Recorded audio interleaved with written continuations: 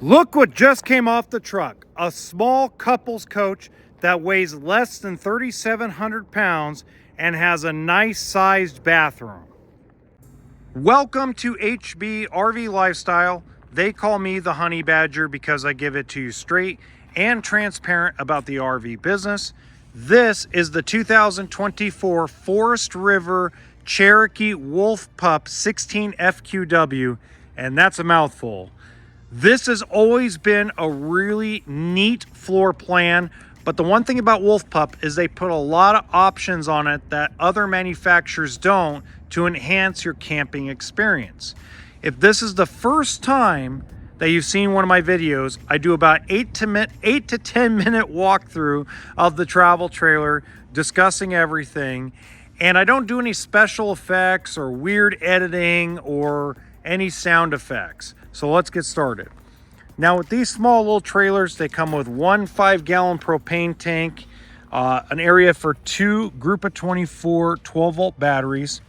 It does have solar on it and an on-demand hot water heater. Now if we go over here to the weight, let's go over to the tongue actually. Sorry about the little shakiness. It weighs 3,620 pounds dry. It's 21 feet 7 inches in total length. Go over to the other sticker. It's got a GVWR of 5,481 pounds with a 5,100 pound axle, 15-inch tires. So it sits a little higher off the ground than the Coleman 17B. And let me kind of put it in a payment reference to you. This Wolfpup compared to the Coleman is $1 a day more per month to get the off-road tires, the lift off the ground, 4 stabilizers, roof AC, solar, etc.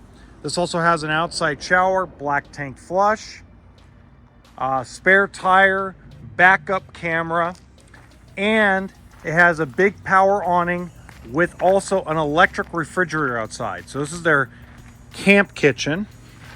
And this only runs when you're plugged in. So this is like a beer fridge you get at Walmart, okay? It has outside speakers. Again, something the Coleman doesn't do at this level. It also has a storage area. Let's see if it's open. It's not. Darn the bad luck. It just came off the truck, so I haven't opened it all the way up. I should have. That's my fault. You get a nice big campside window. Again, very different from like Coleman and Springdale, things like that. Get a full walk-around residential size queen mattress and bed. Now, what I don't like is I don't like the closets. It looks like it's bigger than it really is. Now, while you get more closet space in here than you do in the Coleman or the Hideouts, it's very deceiving when you first look at it. It's almost like an optical illusion. Now, that's not an optical illusion. Now, when I sleep in a Walkaround Queen Bed area like this, I put all my foldables up here. My underwear, my shirts. Yes, I know it's probably too much information, but just to give you an idea, like I put all my foldables up there. Okay, so if you're wondering what the pink stuff is, that's all your winterization stuff. The bag broke on delivery. That's kind of normal when they're haul and towed. Nice big deep sink. Love that. 2-burner stove. That's all you really need in a small little trailer like this. You got your microwave. And it has an actual big cabinet inside the kitchen. It's tall enough and deep enough to put a pot, pan, some plates and bowls in there. So that's really decent. Not incredible, but decent. Then you have this deceptive little area. And it's like, oh, good Lord, there's going to be... oh, wait, there's a panel back there.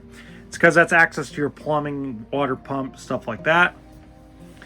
And then on the other side, same thing, except for there's not really... like you put some cleaner down there, you know, those bottle cleaners and hand soaps, spare stuff like that, but not a lot of storage. You get a full propane furnace, unlike a lot of the stuff at this size and at this level. You'll also have the booth dinette, which turns into a bed, sleeps a person. This one, you can lift up the wood and actually put storage underneath.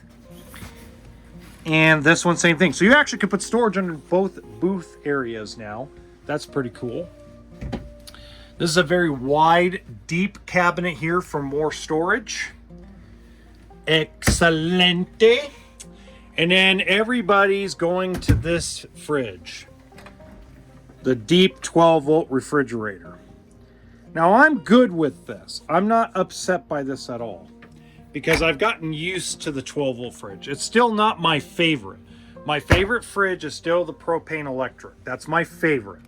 But the industry is getting away from the propane electric refrigerator. I'm just about done with my video on it. I want to get a few more pieces of information before I was done. But this is going to be the standard now. Probably year model 2026, 12-volt will dominate the industry. Toilet's in a good position. You got a nice big bathroom counter area, and underneath the counter you do have a decent little area for linens. Not great, but decent. And I use the word decent very loosely because it's hard to imagine trying to get anything more in here. Now, what I have noticed people do is get those aftermarket racks and shelves that fit behind the toilet and give you shelves.